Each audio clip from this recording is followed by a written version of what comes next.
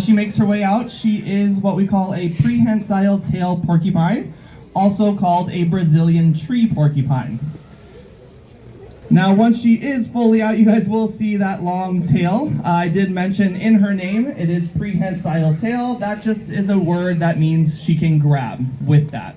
So prehensile, for humans, we have hands. Does anyone want to raise their hand and throw out or just yell it out to me? Another animal with something prehensile. Go ahead. What is prehensile on an opossum? Their tail is also, yeah, you are correct. How about a different feature on an animal? Let's say a nose. Indian rhino. Okay. Go ahead, all the way in the back of the tree. Elephants. Yeah, elephants have a prehensile nose. Now, rhinos have a prehensile upper lip also. If you guys do get a chance to go see the rhino today, and when he's eating, you'll see the top lip just kind of grabbing along. Some species also have prehensile tongues, like giraffes and okapis, that are able to wrap around and grab things off. Now for her, she's going to spend a lot of time up in the trees, so having a prehensile tail is going to be very important, not only for balance, but for reaching low-hanging fruits or getting out of the way if she falls, anything like that. Now when she's here on the stump, I am going to show you guys, or Casey is, I'm going to talk about it. Something pretty cool about her, she has what we call an ultrasound training, very simple term, but we're gonna possibly show you how we are safely kind of touch the belly and stuff on Gracie. Hopefully, we'll see what happens. She is used to having like a little station like this, and then she comes up and feeds and lets us touch her belly. That allows us to get a really accurate read of a possible pregnancy with her. She is part of what we call our species survival program, which is a fancy term for our breeding program.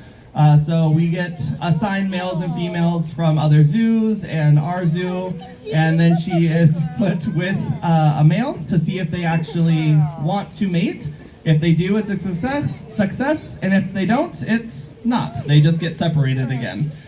So we just see what happens with them. And then every once in a while we have ultrasound trainings that we'll do with her where the vets will come down to here. So we don't have to stress out the animal as much and have them go up to the hospital often. So having vets come down here is actually an amazing thing that we're very fortunate to have.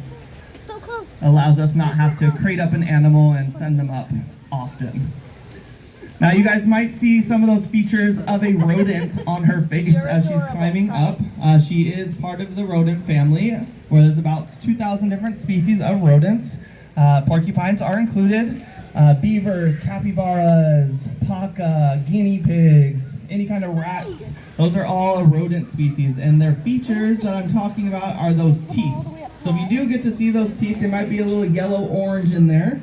Those are ever-growing. So they continually grow throughout their lives, and that just basically means they're going to need to grind them down in some way.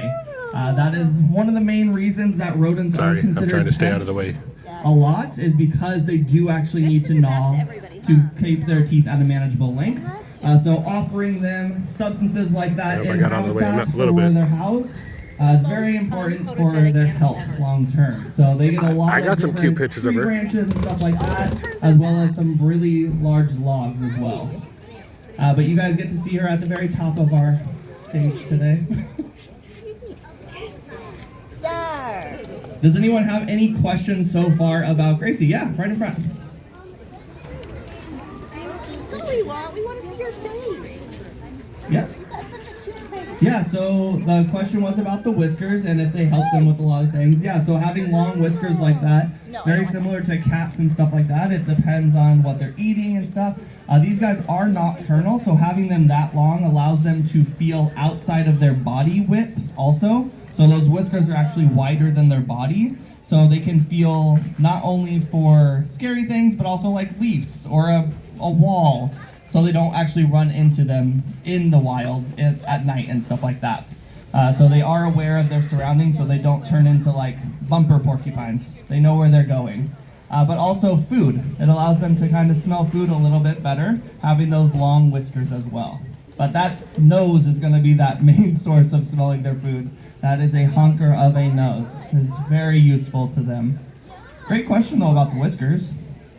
If I have any other questions about Gracie here as she moves around. Yeah, go ahead. Do you have any other prehensile tail porcupines? Yeah, we do. So I mentioned she has ultrasound training. The question was, do we have any other prehensile-tailed porcupines? I mentioned the ultrasound training. She is currently just separated from a male. His name is Picante. And they were paired up for a species survival program mating. And we just recently separated them in the hopes that she might be pregnant. So we're hoping. We'll see what happens in the future.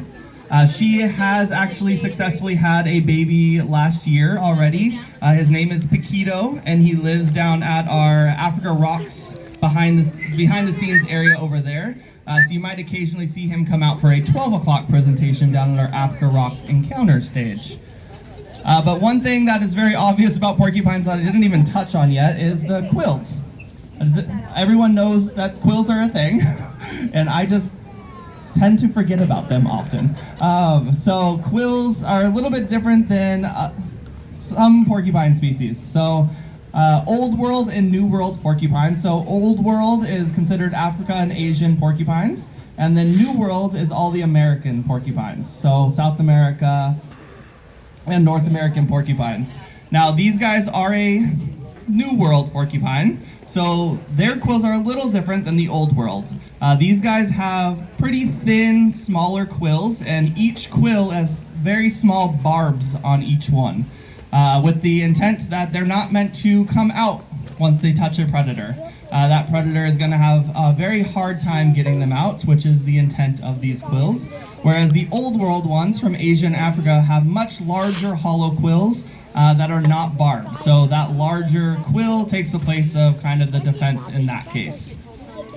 Now there are differences, so we do have same protection, same adaptations elsewhere in the wildlife, stuff like hedgehogs and stuff like that.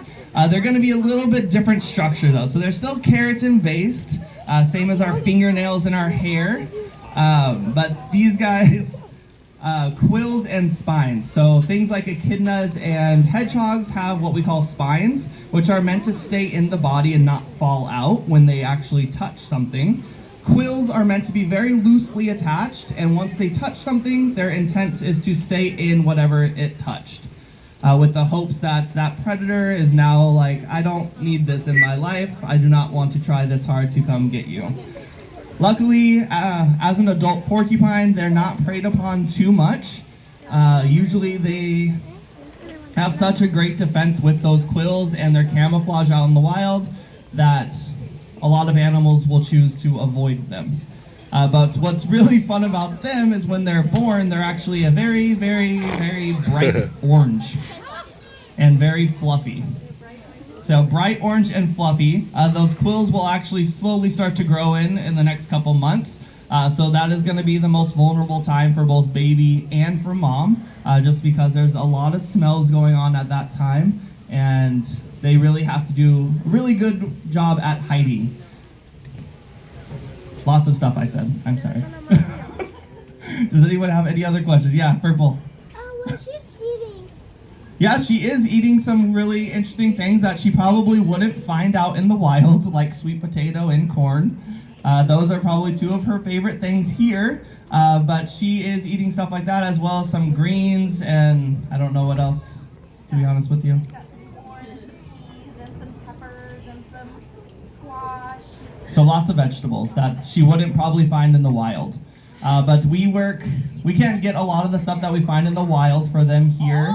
So we do work really closely with a nutrition department here that kind of figures out what they would eat in the wild versus nutritionally what would be okay for them to eat here, and compare and contrast all the things. They work really hard at all of that for all of our animal diets.